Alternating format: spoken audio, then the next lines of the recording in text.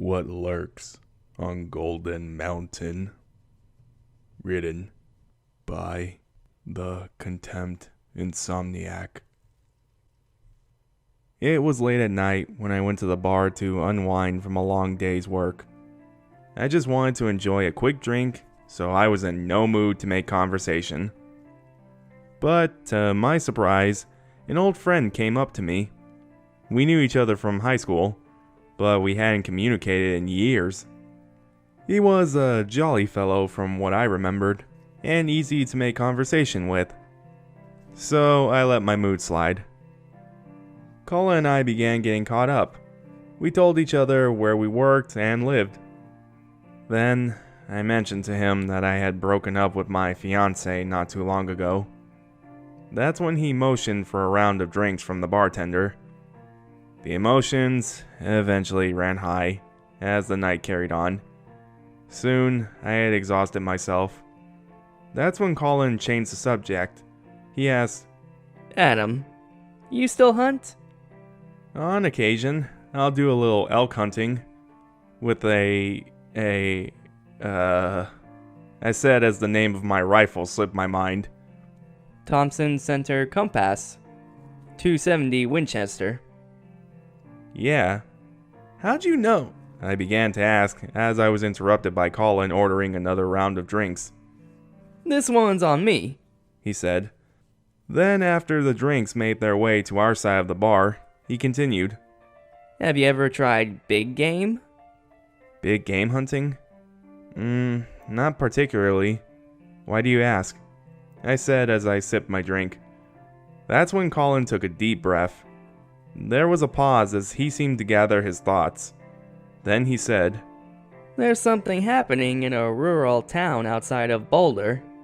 Something big is tearing up cattle, sheep, and other animals. Out there. It's been going on for some time now. There's this Apache man who's been tracking it all. This sparked my curiosity. I had a lot of questions, but before I could muster a response, he spoke again. This man is an old chief, but he's an ace when it comes to big game. He's real ritualistic to whatever he happens to take down. But he said this one deserves no ceremony. By this point, the bar had mostly cleared out. It was late enough that we were having the loudest conversation in the room. We were more serious now. What he said had fascinated me. I pondered for a moment, then responded. So, do you think it's a black bear? Or something that escaped from a zoo, possibly? That's what you think, He acknowledged. Unfortunately, this thing is an anomaly. My interest had now peaked. I responded, What do you mean by anomaly? Colin now looked as serious as I had ever seen him. It all started when livestock were found shredded. The community was on the lookout for a bear, coyotes, mountain lions, anything that could have done it. It wasn't long, though, until a group of hikers found livestock in the woods. The livestock never had any signs of being dragged, and the woods were a good distance from the kill spot. Even stranger, soon organs were found hanging from trees. What are you trying to say? I chimed in. The Apaches have this old myth of a beast, or monster, if you will. It was said to hunt humans, mostly children. It's their version of the boogeyman. It's an unfortunate combination of a humanoid owl. It can fly, but not at high altitudes.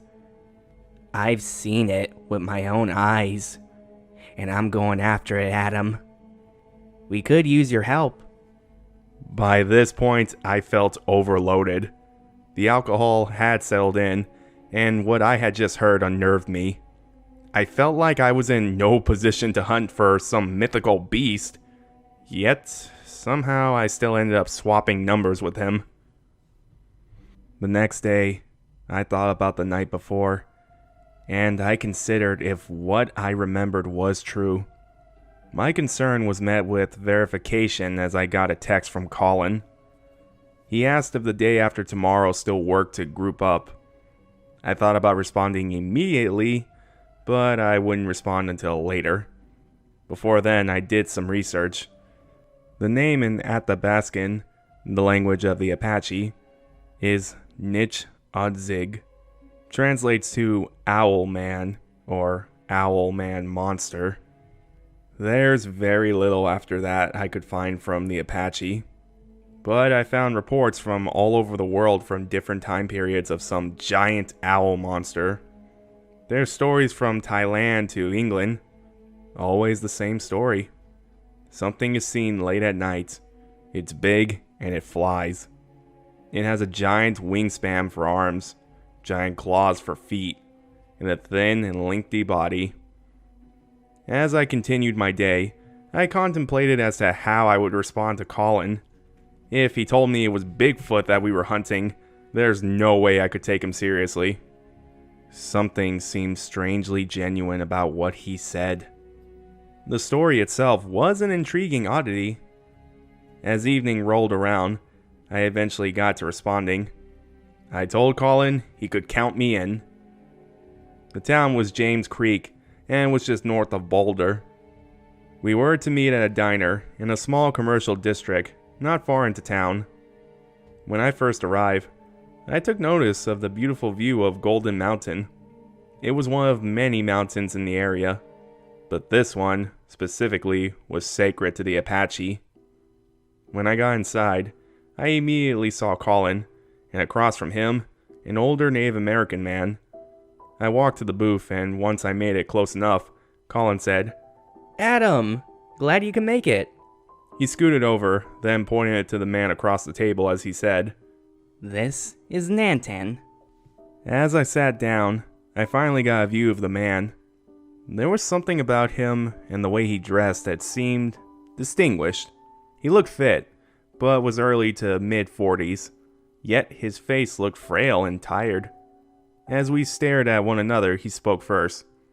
So, you decided to go after the giant owl with us. Nantan would go on to describe the beast to us, but it was mostly just the information that Colin had already relayed to me, and what I had gathered from my own research. Although he went into further detail about how it would stalk members of his tribe, killing many. From there, we discussed our plan of action. Nantan took out a map of the local area. He outlined the ranches as well as the woods that surrounded us. Colin and I ended up leaving our cars in the parking lot as we took Nantan's truck. That's when we drove to the other side of the mountain. Then we went to a road that led directly to the top of the mountain. It had a gate, but Nantan had the key. As we drove up to the top of the mountain, Nantan described to us how this mountain is what his people used to scout out the plains and forest below. He then said, It is said we had to fend off Golden Mountain from the beast. He would use it to scout prey, much the same. Maybe we'll run into him. Once we got to the far up the mountain, I noticed there was a house. It wasn't at the very top. In fact, it was on the backside, the side of the mountain we were on, and is where the roads lead. We walked from the house to the very top of the mountain. From here, we could see for many miles. Nantan then pointed out to the distance towards some ranches. He explained that's where there was sightings. He then had us huddle around a map as he pinpointed a location. This is where it is. No explanation. We traveled back down the mountain and headed southeast. We eventually got to the ranch. Nantan was familiar with most of the residents of James Creek, but not the man who owned this ranch. We knocked on the door of the house. It took a while until an old man showed up. Nantan did the talking. He explained that we were hunting for something that was slaughtering the livestock. The man looked weary, but after some convincing, he agreed to let us check the fields. It wasn't long until we had an unfortunate confirmation. Sure enough, there was a corpse of a cow. Its entrails were pouring out of a slash in its stomach, and its eyes were torn out. Ugh, it almost made me sick. Nantan confirmed the cow was indeed a fresh kill. We all got into a loose formation, with our rifles aimed at the woods. From here, Colin started back, and for a second, I got a look at his rifle. He didn't have a scope, which was odd, considering it came with one. That's when Nantan told us to hold. He had spotted something. A large black creature flew up from the brush. I heard a shot. Then I was knocked unconscious by something blunt to the back of my head. The first thing that I noticed when I came to was the smell of burning oak. Then came the feeling of the stiff surface I was laying on. Then I felt the rope and duct tape tied around my ankles and torso. But I could feel some slack. I was face down. Then I rolled over. I could see the room next to the one I was tied up in. In there, the fire was lit. That's when a silhouette blocked the doorway. It was Colin. "Colin, help me!" I screamed as I squirmed around. "There's no help coming," he said as he walked over to me. That's when he dragged me outside. It was then I came to the realization we were back on the top of Golden Mountain. That's when I saw 2 red orbs at the very top, and that's where Colin was dragging me. I did what I could to stop it, but he was fairly strong. "Why are you doing this?" "This thing shouldn't be hunted. It should be worshipped." His tone now shifted to something sinister. "It requires human flesh. You just don't understand."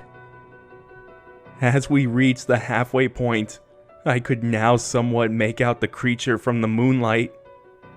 It had a face that was much more pronounced as its full wingspan revealed ligaments that made it look veiny. It was a demonic angel of sorts. It had a noseless face, with the orbs as eyes. This is when its wings began to flap. It then lifted itself towards us. Colin dropped my body and got his distance. Somehow I was able to slip one of my arms free, but by this time it was too late. My blood ran cold as this thing towered over me. What happened next, I'm not sure, but there are many things that occurred in rapid succession. A shot was fired, the creature fled, but I had a gash in my chest. I then heard screaming. It was Colin, in great pain. Nantan and the old man from the ranch soon hovered over me. They untied me and walked me to a truck. Colin was nowhere in sight. I now realized Colin had sought me out from the get-go. He knew I hunted, and knew I was vulnerable. Apparently he had shot Nantan, but he missed his chest and instead hit his shoulder. But luckily Nantan played dead, which saved my life. All this because he idolized that monster. Colin is labeled as a missing person today, and has never been seen since. All others involved continued on with life. Nantan hasn't given up the hunt, but he was adamant that Colin was communicating with the monster.